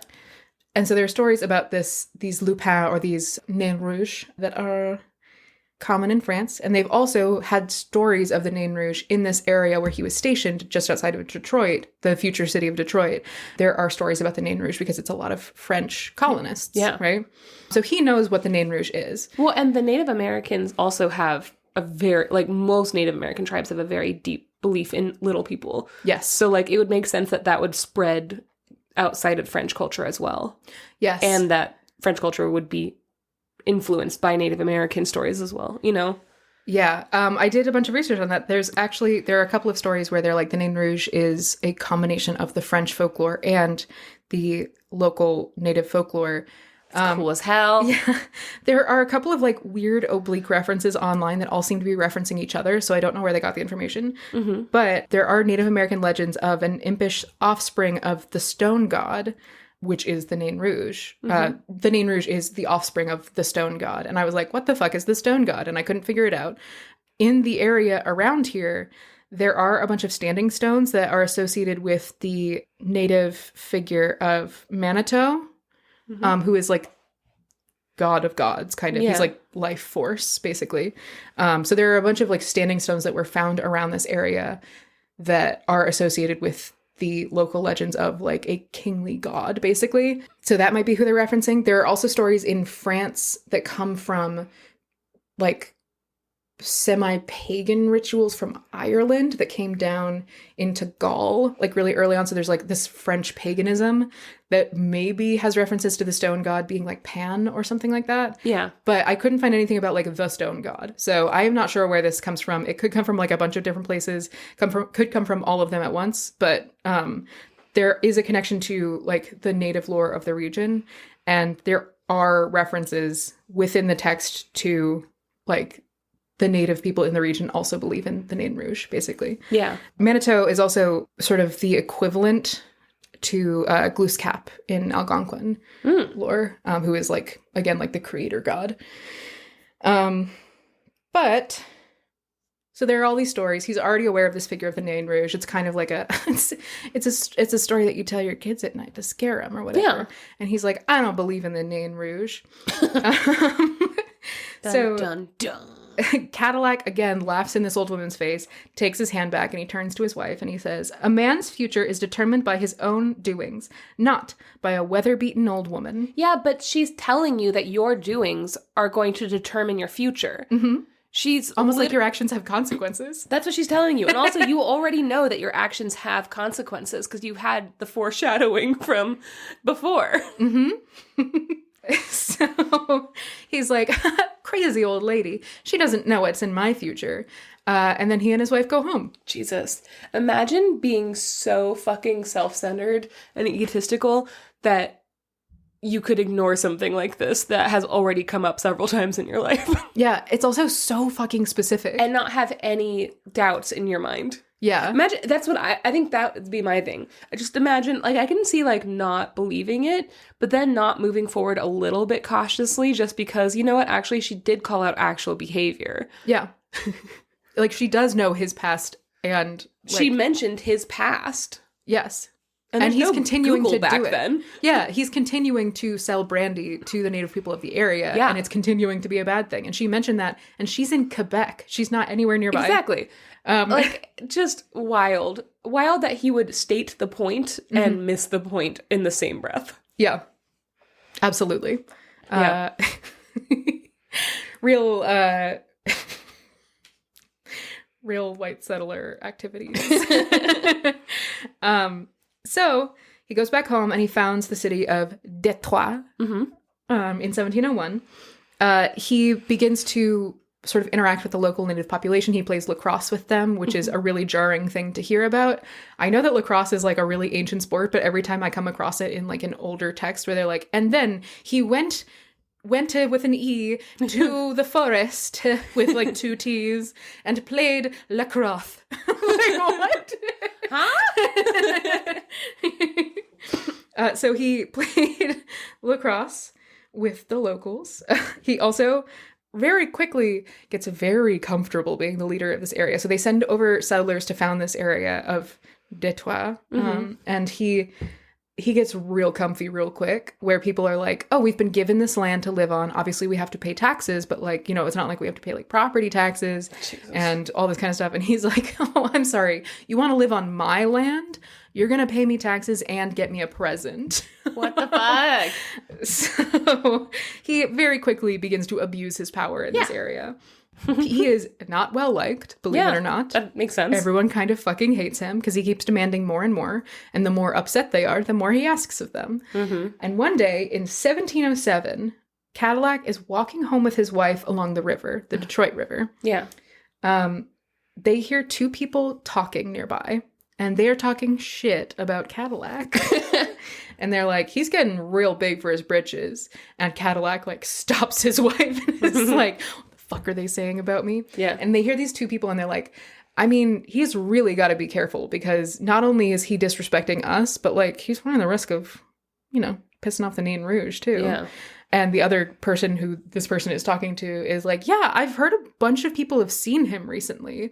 And the first guy is like, yeah, there have been a ton of sightings. He's super coming here to beat the shit out of Cadillac.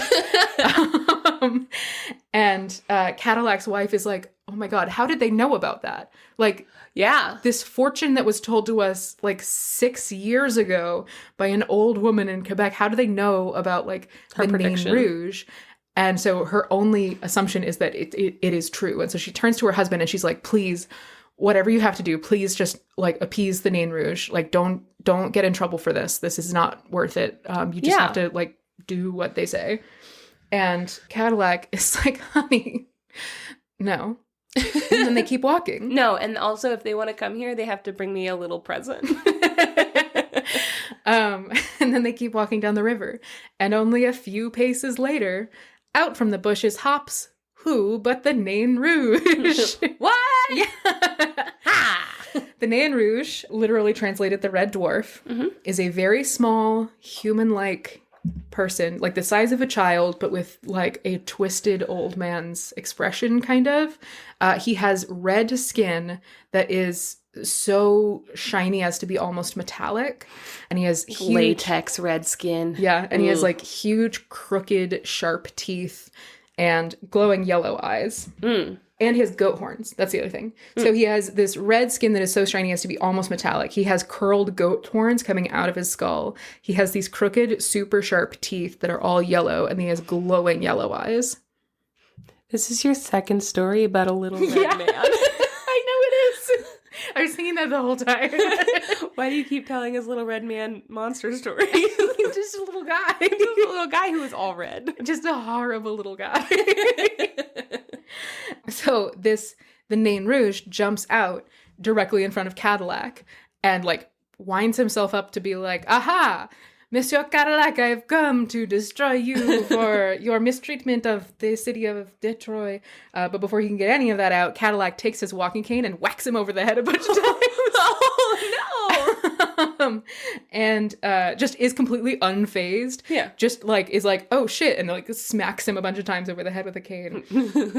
And he says, "You are blocking my path, you ugly little devil." Oh.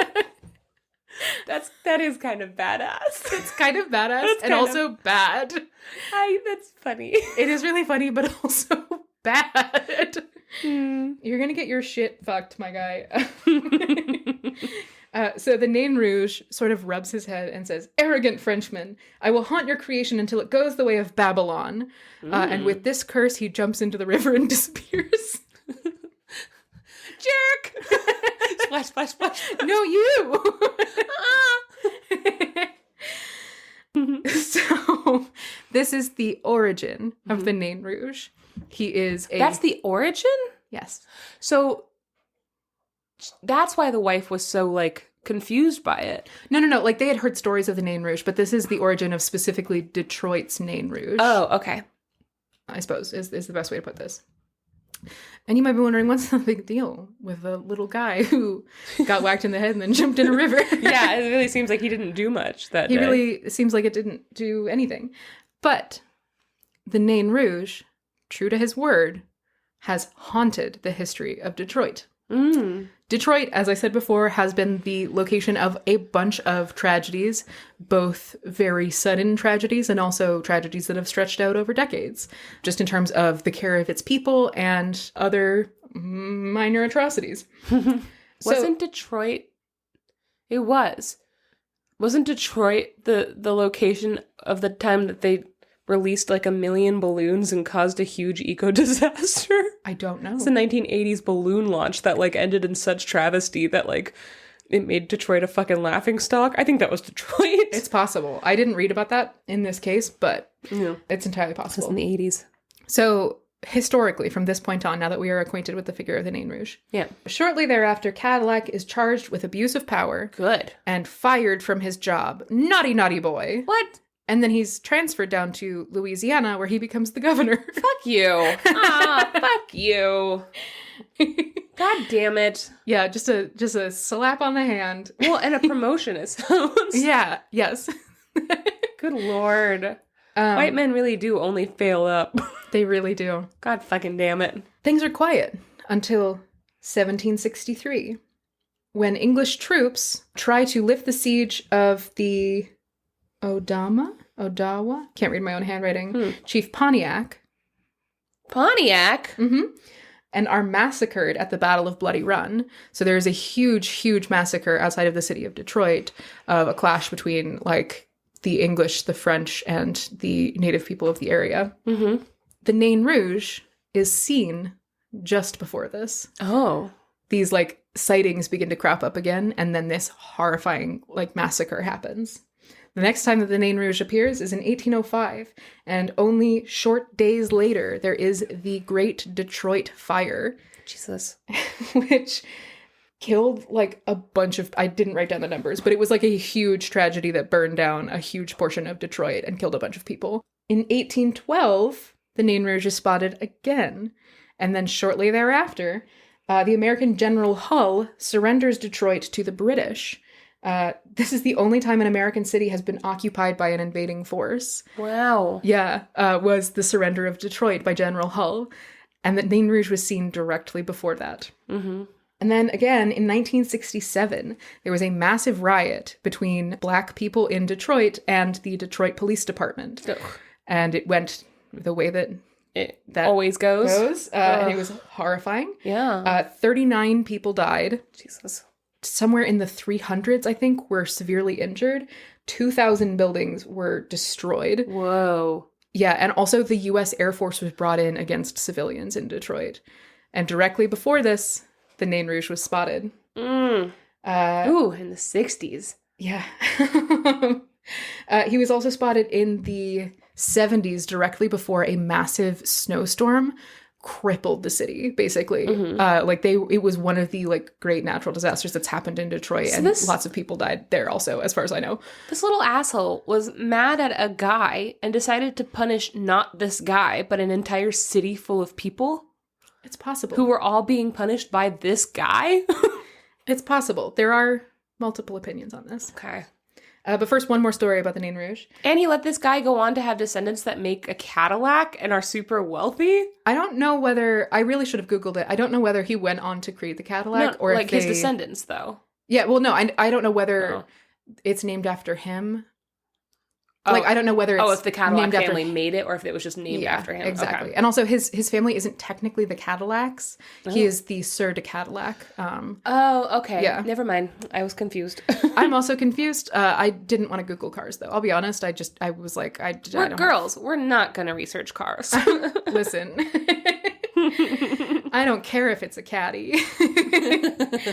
There is an island I think in the Detroit River called Presque Isle, and there's a woman named Josette, and as she gets older, she becomes very sick, and her brother, Jean, tries to take advantage of this.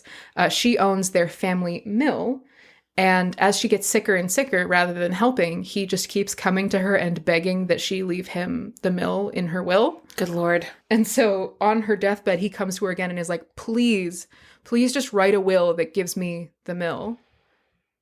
And I'm a poet and I didn't even know. Also take this pill. I made it with some skill. It might kill you. It's cyanide. But it will taste of dill. It's a pickle pill. I'll take it. I don't fucking care. Oh no. So she's on her deathbed, and her brother asks her once again to will him their family property, and she says that she would rather leave it to the devil, and then she dies. And the devil's like, now I have to run a mill? I have so many other responsibilities. Yeah. A lot of parallels, though, between this and the Jersey Devil story. Yeah. She was like, I would rather leave the mill to the devil than to you. Yeah. And then she dies. And after she dies, the mill is struck by lightning and burned down. Oh. The devil's like, I don't want it. I have too many other responsibilities. I'll just collect on the insurance. I cannot pay property tax on a mill that I'm never going to work. However, the Nain Rouge, a servant of the devil, as some speculate, is seen at the ruins of the mill trying to put the pieces back together so that he can run the mill himself to grind the devil's grist, whatever that means. Oh, so you think God was like, I don't fucking think so. Yeah, and the Nain Rouge was like, oh, my small business. No! I finally got left property. I was going to get out of this game. Sorry, Dad. I mean, Nain Rouge is the devil's baby. Yeah. A little red guy. Yeah. I mean, that's a lot of the theories about him. Yeah.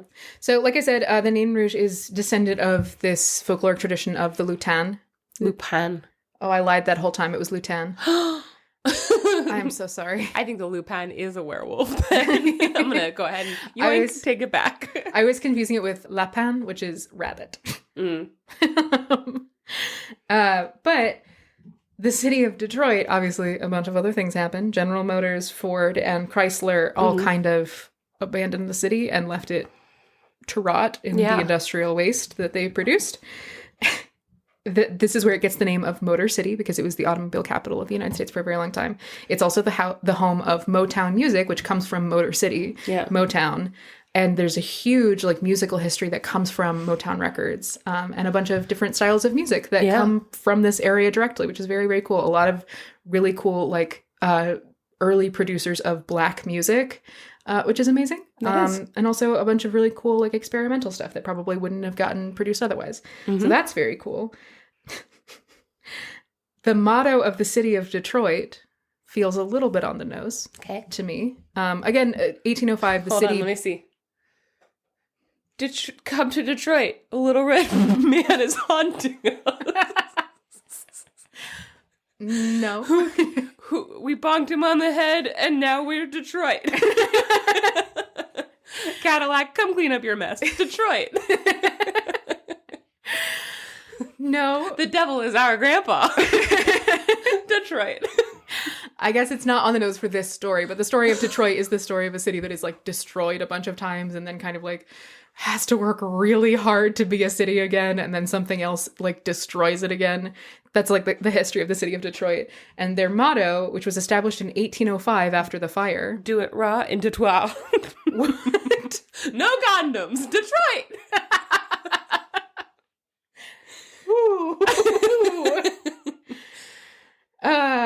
How close was I? Which one was closest? None of them. Oh, okay, go ahead. Their motto translates from Latin to English as, "We hope for better things. It shall rise from the ashes." Oh. It's it's gonna get better, hopefully. Detroit, it is what it is. Detroit, we're not doing great right now, but Detroit, shrug emoji. Detroit, smiling emoji with a single tear.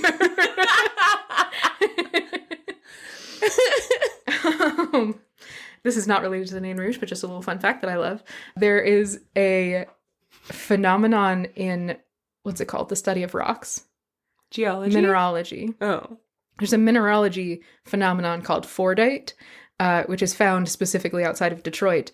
And it's not actually a mineral. It is the cast-off paint from painting cars that all is there's a slag bucket underneath that it all collects into. So you get these striated layers of different colors of automobile paint. Yeah. And it a lot of times would dry and then be thrown into the river. So you have these sort of sometimes river polished, striated, glittery automobile paint called Fordite. Look up a picture of it. It's very, very cool. That's cool. That's just one of those things that I think about. I have Fordite. That's a cute name for that. Yeah. It's from the Ford manufacturing plant.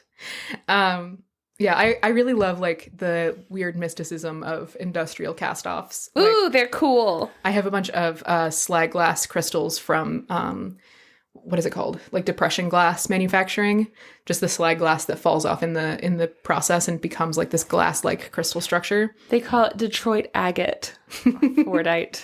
Yeah. I mean, it's so cool. That is super fucking cool. I think about Fordite a lot. It's a really good metaphor for crimes of industrialization. But yeah, the main thing about the Nain Rouge, I don't want to imply a cause or effect, because this is something that has recently become something of some controversy in the city of Detroit. Okay. Some people say the Nain Rouge in cursing Cadillac was like, the city is going to get fucked up forever and it's going to be my fault. However, some people also think that he is acting not as someone who is attacking the city, but as a harbinger to try and warn people Like the that Mothman. something is about to happen. Exactly. So he appears before all of these great tragedies, and also all of the areas that he appears in are areas that are more like, they're not like the high class areas of town. So a lot of times he appears to like steel mill workers and stuff like that. Yeah. As like a way, some people think that he's like telling them to get out, basically. Yeah. Which I think is a really cool way to interpret it. In modern times, the city of Detroit celebrates a festival that is described as a cross between Halloween, Mardi Gras, and Burning Man. Which sounds like a nightmare. But it's called the Marche du Nain Rouge. I said that so wrong. I wrote it weird in my notes and I tried to read it phonetically, but the Marche du Nain Rouge, Okay. which is a big like parade that goes through the city of Detroit in celebration of / defiance of the Nain Rouge, which I think is really cool and interesting. You don't think, when you think about like, well, especially French, but specifically like cultural hubs with like parades and urban legends and spooky folklore and like colors, you don't think of Detroit. You think of like New Orleans, you know, like it is wild to think of Detroit with their own like cultural like folk festival surrounding a folkloric monster. It's interesting that you say that, because if you go to the website of the Marche du Nain Rouge, they're like, it's been going on for 300 years. And that's a goddamn lie. It's been going on for like 6 years.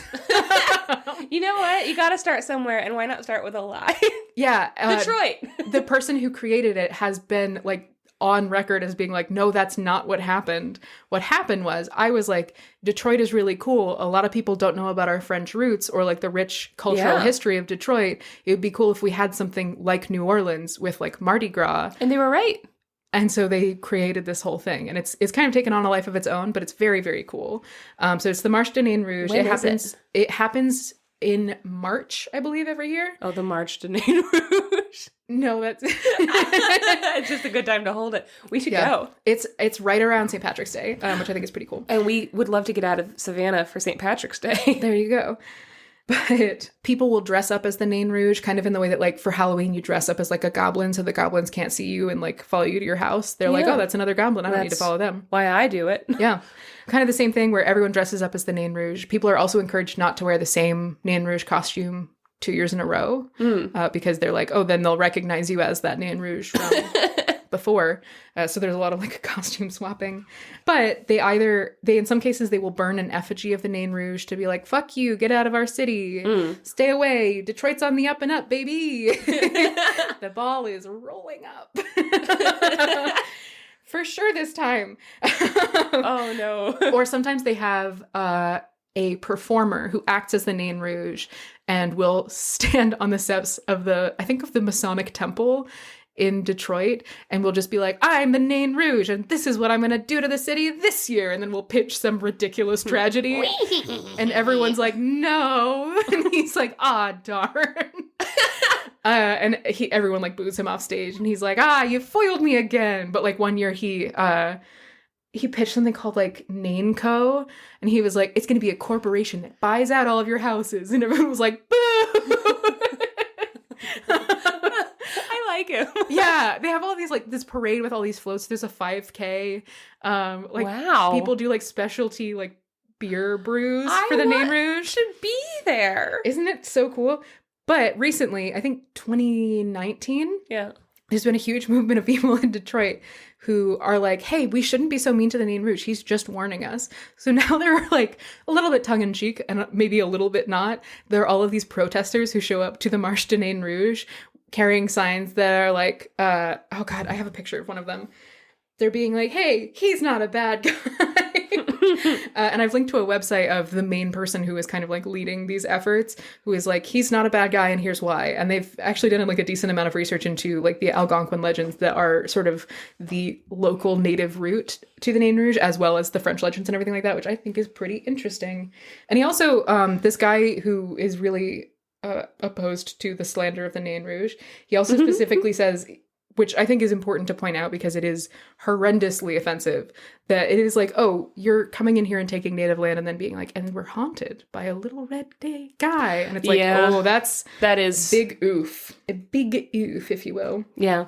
But, God, I really hope that I haven't closed this tab because some of the signs are, it's like, no shame for Nain and stuff like that. Like, leave him alone. He's just trying to help. He's just a little guy. He's just a little guy. You know how they can make this better? How? Make a sexy statue of the Nain Rouge with a sexy bubble butt like they did with Mothman. Like they did with Mothman. That's genius. The rebranding of Mothman to just be some hunk. Just pretty good. Hunk of metal. Yeah. So that's the Nain Rouge. That was fantastic. He's just such like a weird, he's like created recently. Yeah. Like a lot of people are like, they lied about how long the march has been going on. I think it's really cool that they were like, here's something weird and historical and we need something to like gather behind and this is what it is. It is cool that it's more recent. Yeah. Like that the festival is recent. Mm-hmm. That's cool. That shows that things have to start somewhere. Yeah. And I love it. Yeah, me too. I have a couple of pictures of the Nain Rouge if you'd like. I would love to. I'm really enjoying urban legends. As difficult as they are to tell in this particular podcast, I do really love that in order to fully tell the story, you have to go into the history of the land. Mm-hmm. That is very fun. Yeah. This is some pictures of the Nain Rouge. Oh, he's hot. Yeah, that one's really hot, right? Why'd they make him so hot? Oh, just a little red guy. That guy looks like Krampus. Oh, I love this guy. That's actually interesting that you say that because the lutan, yeah, right? The lutan in French folklore is kind of like this impish figure. Yeah. And he is specifically a helper of Père Noël, who is Santa Claus in France. Yeah. So French Krampus. French Krampus. Love it. And I also have a picture in here, if I can remember where it is. That's fun that it's in the Fairy Tales and Folktales book. I wouldn't have guessed that. Yeah, they also have a story in here, which is The Werewolves of Detroit. Also Detroit. What? Yeah. Basically just there's some werewolves in Detroit. This is so bad for me to say after doing this podcast for 2 years, but when I think of fairy tales and folktales from around the world, I discount American folktales. It's surprising to see them. This is a scary Nain Rouge. Oh, I love him. He looks like a leprechaun wearing an Oni mask. He has such big teeth, and he is like dancing through a burning city. Mm-hmm. It was a shambling red-faced creature with a cold, glittering eye and teeth protruding from a grinning mouth. Yeah, it looks like a leprechaun wearing an Oni mask, and I think that's very cool. Yeah, and his little horns are coming through his little hat. Oh, that's cute. I didn't notice that. Yeah, so that's the Nain Rouge. Fantastic. He's just a nasty little guy. Excellent. Nain notes. Mm-hmm. No notes. Okay. Fantastic, Max. Urban legends. Guys, thank you for picking urban legends. That was delightful. Mm-hmm. It was a little more of a challenge, but honestly, we need to be challenged every once in a while so we don't get stale. Yeah. If you want more stories, you can get them on our Patreon. Read a book, idiots. $7. And everybody, please go see the new Hunger Games movie. Oh my God. Here's the thing. I feel like making a public apology for how I never said this out loud, which is why I don't need to make a public apology, but I straight up was never going to read the book or watch the movie because I was like, that's stupid that they're making a new Hunger Games book. We don't need it. We don't need a yassified young Snow. Thank you. We know he's evil. But we did. We did. It turns out I was wrong in a way that I've never been wrong before. Because usually if I'm like, oh, we don't need that book, then it's just like, oh, I just didn't have to read that book. Mm-hmm. But actually, no, we needed that. Yeah, it's really fucking good. Oh, and just, I don't want to get into this again, but you know that I'm obsessing over it. But like a book like The Hunger Games is so culturally specific for this time period. Like Max and I rewatched all of The Hunger Games in 2020, like during the Black Lives Matter protests, and it was maybe a bad idea because we both just sobbed through it. We were like, this is upsetting. This is very upsetting to watch because how did she know that this was going to be so poignant? Yeah. I almost said relatable. That's not the right word. But poignant and pertinent. And the same thing goes for this next Hunger Games, the prequel that we just saw. A Ballad of Songbirds and Snakes. Yeah. Fucking poignant. And also, it shows you how a history, like, it just shows the history and how things can get started. And it was fantastic, is all I have to say. Fucking go watch it. It was very clever and very dimensional and strategic in a way that I feel like a lot of movies that I watch kind of aren't. And well acted. Yes. But you can't turn it, if you're watching it at home with the ability to turn it off, don't turn it off within the first 20 minutes, please. Yeah, I would say give it 20 minutes to half an hour because the beginning is dumb as hell. We were rolling our eyes so hard they could have got stuck. Like, at one point, she falls to the ground and goes, "Give me a second, boys." Her Appalachian little accent, and she's wearing a rainbow dress. We're both like, what the fuck is this? After opening on Katniss Everdeen and how serious she was, having like, "Come on, boys, let's go." Like, "Hello, gorgeous." I'm like, oh my god, what is this bitch doing? And then I was wrong. We both loved her by the end of it. Yeah. So it was great. It was genuinely a really, you have to buy in, but it's so good. Fucking buy in. It's so good. Anyway, and that's the pitch I have to do. I felt like I had to put my voice in there to tell you. Hunger Games movie, lit. Real lit. Yeah. It's litty in the city. So anyway, what was they said in 1805 in Detroit. It's litty in the city. Oh, too soon. Should we make Detroit t-shirts that say "Is Liddy in the city," or No. can we not make that because we're not Detroit residents? We don't want to piss off the Nain Rouge. That was what that whole thing was about. Oh, I'm sorry. I forgot. Immediately. Janey. Okay, guys, thank you. If you want to be part of future votes, if we ever do these again, because this was very fun, then join the Discord. It's just $3 a month. And not only do you get the Discord access and to chat and hang out and meet some really fun people, but you also get like book club episodes, and you get automatic access to, like, if we do ever do live recordings or Zoom shows, like, that's open up to everybody who's part of our Discord. So yeah. Hop on in. The water's fine. Hop on in. The water it's fine. It's okay. It's not great. It's okay. It's like Detroit. It is what it is. And then if you want those extra bonus episodes plus everything else, join our Patreon at the $7 level and be a story baby. Why don't you? And please rate and review this podcast. Go to Apple Podcasts. Just leave us a little review. Make it weird, and I'll read it out loud. In our house, to herself. To me, and maybe on this podcast. Who knows? Who knows? And have a wonderful fucking rest of your week. Oh, sorry. This podcast is not for children. Did we say that? And please don't let your children listen to this episode. Cool. Bye. Bye. Testing. Hello. No, I panicked. This is the test. I panicked. Max. You started talking and I was like, oh no, it's happening. Well, what's important is I was ready. do you think it's sexist that the word malady sounds so much like the words milady? Mm-hmm. Fuck the patriarchy. Yeah, fuck the patriarchy. What's up, Max? My quarter just ended, which is really nice, and I'm really glad that it's over. And also, I had a massage today, and I'm real looped out about it. It was great. What's up with you? I'm proud of you. Thank you. That's honestly very exciting. Mm-hmm. I slept until 11:30, and then I stayed in bed until 1:30. Nice. Did not get up at all. The cat was on my chest purring. Aw. Yeah, it was You're a nice. terrible boy. Mm-hmm. I like it. Mm-hmm. Yeah, I'm like an inch taller now. Hey, that's nice. I want that. I'd like to be an inch taller. I don't think I would like to be an inch taller. I think I'm the exact right height for me. Mm-hmm. And for everyone. I think everyone should be this height, actually. You don't actually have to be prescriptivist about telling people that they should be short. Mm-hmm. I'm not short. I am on the tall side of average. Your height begs to differ. The average height for women in the U.S. is 5'7", and I am 5'8". Well, I've never heard that before. Allow me to tell you.